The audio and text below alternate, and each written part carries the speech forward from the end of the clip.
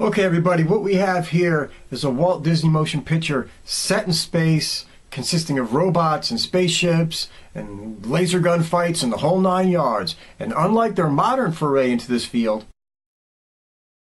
this motion picture doesn't suck.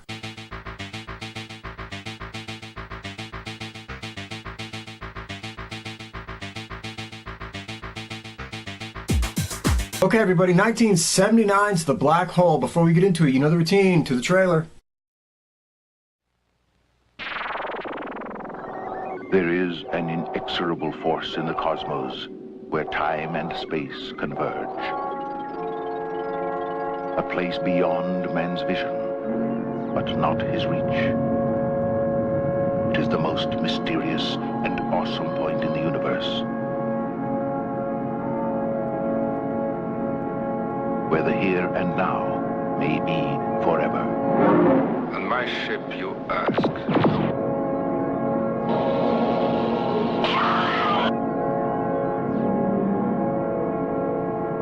It is unavoidable, moving through space, swallowing everything in its path, radio waves, light. Are you programmed to speak? Even planets and stars.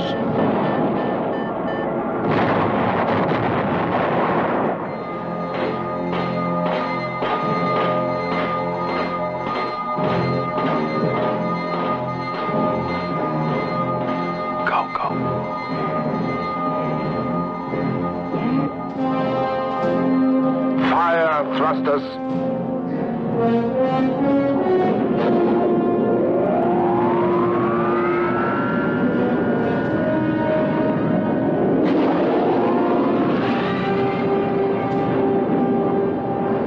That madman is headed straight for the black hole. What'll we do?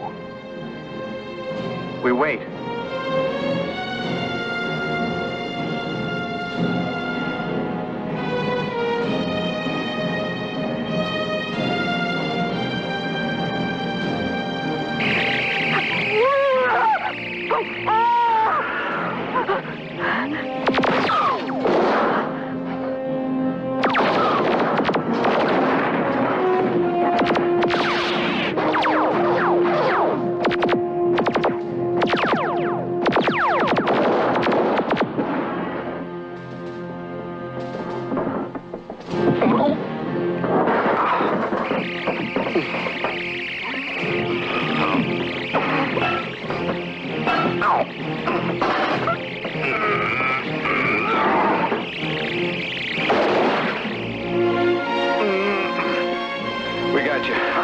We got you. Hurry. It's all right.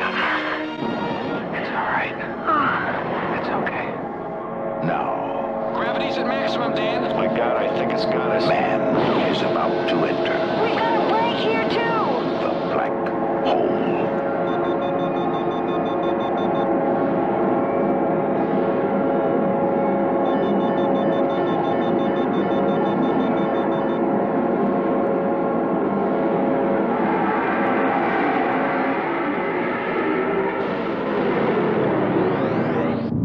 Journey that begins where everything ends.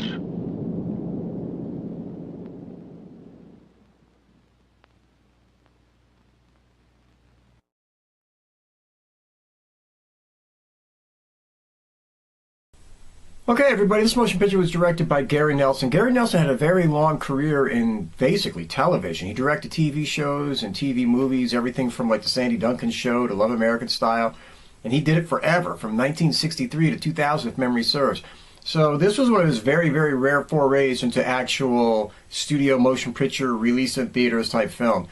And if sometimes you look at the motion picture and you feel like it has a directed for TV look to it, that would probably explain why.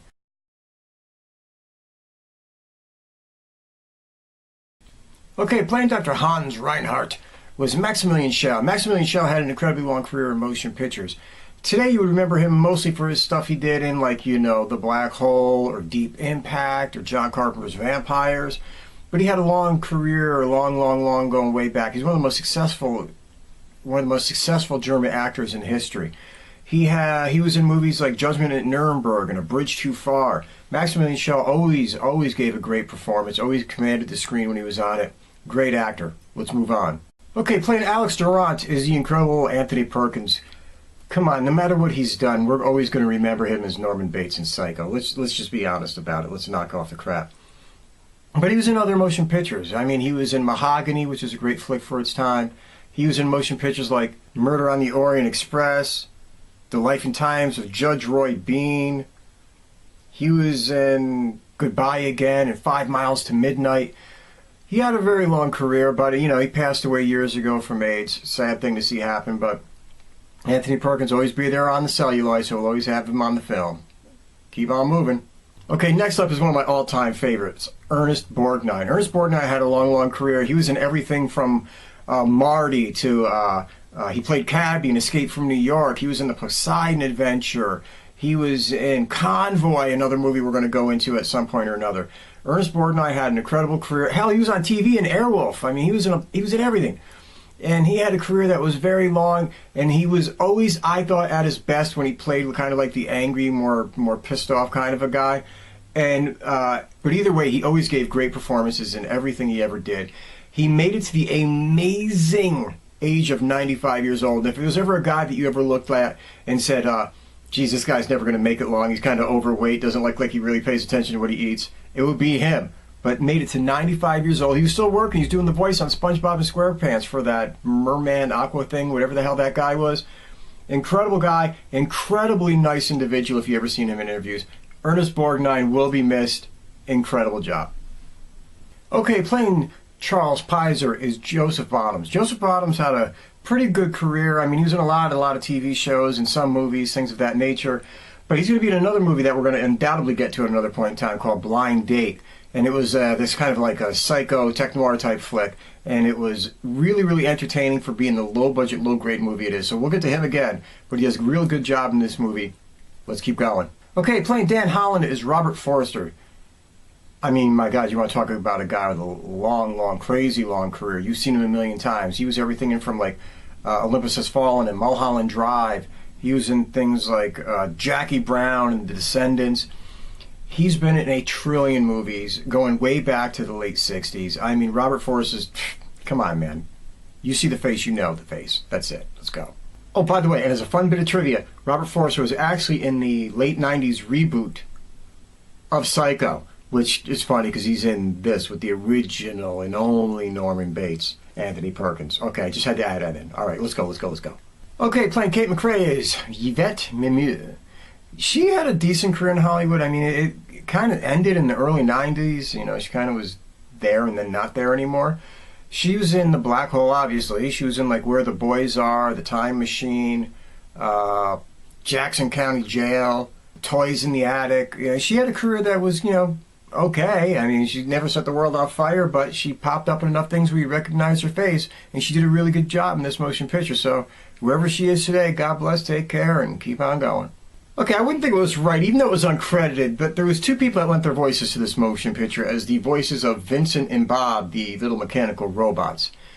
And as Vincent, you had the incredible Roddy McDowall. Roddy McDowall was, I mean, come on, he was Caesar and Cornelius in the Planet of the Apes movies. I mean, just for that. He's in another motion picture we're going to cover again at one point or another called Dirty Mary Crazy Larry, which is just incredible. He was in stuff like Fright Night. I mean, he had a long career. Roddy McDowall, cool dude. Gotta love him. Number 2, we got Slim Pickens as the voice of Bob. Slim Pickens was in so much stuff. As soon as you see him, you know him. As soon as you say, oh my God, that's the guy from Blazing Saddles, or that's the dude from 1941. Slim Pickens had a really cool career, one of those true salt-of-the-earth type of guys. God bless him. I mean, it was Slim Pickens. Okay, this motion picture starts out, you have the crew of the Palomino, this really junky looking, I don't know what you want to call a spaceship, and it's flying through space and it's examining stuff. It comes across a black hole. As it's examining the black hole, it sees a ship a little bit from the event horizon of the black hole, just kind of lingering there where it shouldn't be able to linger. It should have been sucked in by now. But it turns out that this ship is the Cygnus. And Dr. McCrae's father, well, at one point or another, he was on the Cygnus. And that ship has been missing for years. Nobody knows whatever happened to it. And all of a sudden, here they are, they find it. Wait, this kind of sounds like Event Horizon. Anyway, they move in for a closer investigation. The ship looks empty. It looks derelict. There's not much going on. All of a sudden, they notice, my God, is that a person in the window? Is there somebody there? The lights come on. They land the Palomino on the Cygnus. They go moving around through the ship. Nobody's there really to greet them. There's doors open and things are waiting, guiding them to what they are meant to find. And all of a sudden they come into the main control room, and who do they run into but Dr. Heinz Reinhardt, played by Maximilian Schell. And they find out that he is the lone survivor of the Cygnus, and he is there with a whole cast of robots and humanistic droids, and he has this dream of going and to being the first man to go in, through, and beyond a black hole.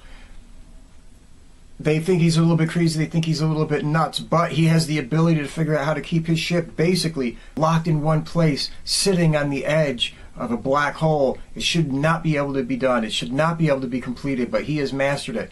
And during this whole thing, Dr. Durant, played by Anthony Perkins, becomes kind of encapsulated in this man. Is that even the right word? And he starts to believe in this man's vision, and he starts to think, my God, if anybody could go into the heart of a black hole, it could be Dr. Reinhardt. And he should be observed and followed and believed in, which causes a rift between him and the rest of the crew. His basic idea is, we got to get the hell out of here. You know, this guy's a little bit off of his rocker. But things start to turn up to be a little bit amiss. On the ship, Dr. Reinhardt has his right-hand man henchman, Maximilian. Maximilian is this super tough, big, strong, bladed robot that is basically his henchman. His Darth Vader, if you will, to his Emperor Palpatine, if you want to call it that. And they enforce everything on this ship. But you come to find out that Maximilian and Reinhardt have a contentious relationship, and Reinhardt is actually afraid of Maximilian within reason. As the motion picture goes on, you find out things about this ship that aren't quite right. The crew notices that at one point there's a droid funeral that takes place. A droid funeral? Why would robots have a funeral for each other? It doesn't make any sense. And then you start to notice that some of these robots start to have things like a limp, and they're all too human, which leads to the startling revelation that the crew never left the Cygnus.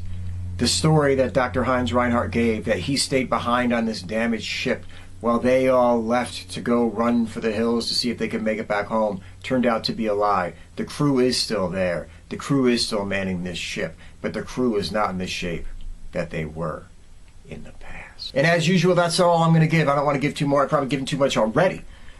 But we're going to get to the summation on this puppy and see how it goes. The Black Hole was made in 1979. It is a cheesy, big-budget production of what would almost be like a Disney made on a Sunday night, Wide World of Disney, whatever the hell it used to be, movie. It's fun, it's entertaining, it's not too graphic, although it was Disney's first dive into the PG rating, especially because of the words like hell and damn keep popping up, and you see Anthony Perkins get mutilated by the robot, which was like shocking for a Disney motion picture in its time. So it was their foray into PG ratings and more of an adult film, but it still had enough of a kid feel that it was like friendly enough for you to take your kids to and not worry about them being traumatized, and you could take the kids to it and still have an interesting night out. The effects for the time were not the best they could have been. There's parts of this motion picture where they're, especially on the Palomino, where the wire work is so visible when you see Ernest Borgnine or Yvette Mimieux floating around, where you're like, oh God, can they try to airbrush these things out? And the green screen work on it is sometimes almost offensive, you know what I mean? It's just like you could see as Maximilian Schell is standing on the bridge, it just looks like he's in front of green screen. And there's tons of shots in this motion picture where you're looking at it like, okay, this is a matte painting. But that being said, it doesn't detract from the fun of the movie, the pure non-logical escapism of the movie, the good time of the movie. This motion picture is just meant to be a fun hour and a half, 2 hours, whatever the heck it is, escape. And it is. It's a fun little space jaunt, made for kids, fun enough for adults to still enjoy. You have a group of actors in it that are top-notch. The story is okay. The ending is a little bit like, I'm not really sure what the hell just happened. You know what I mean? What are we seeing? What does this really mean? But then again, it doesn't really matter or make a difference. The Black Hole Disney's first foray into the space genre, if you will, launched by Star Wars, which later, for the love of God, what they did to Star Wars, oh man. But anyway, fun movie, The Black Hole, check it out, give it a watch. Peace, everybody.